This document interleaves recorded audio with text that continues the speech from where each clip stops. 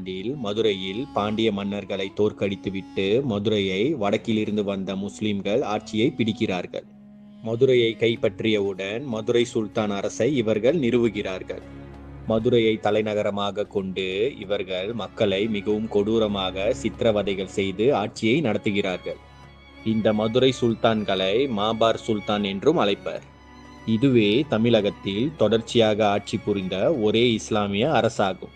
1335 முதல் 1378 ஆண்டு வரை மொத்தம் 43 ஆண்டுகள் இந்த மதுரை சுல்தான்கள் மதுரையை தலைநகரமாக கொண்டு தமிழகத்தை ஆட்சி புரிந்து வந்தனர். இந்த 43 வருடங்களில் மொத்தம் 8 சுல்தான்கள் மதுரையை ஆட்சி செய்து வந்துள்ளனர். சுல்தான்கள் மதுரையை ஆட்சி செய்த காலத்தில் மதுரையில் தெய்வங்களுக்கு வழிபாடுகள் நடத்தப்படவில்லை. அதையும் மீறி கோயில்களிலோ அல்லது வீட்டிலோ உருவ வழிபாட்டை மேற்கொண்டால் அவர்கள்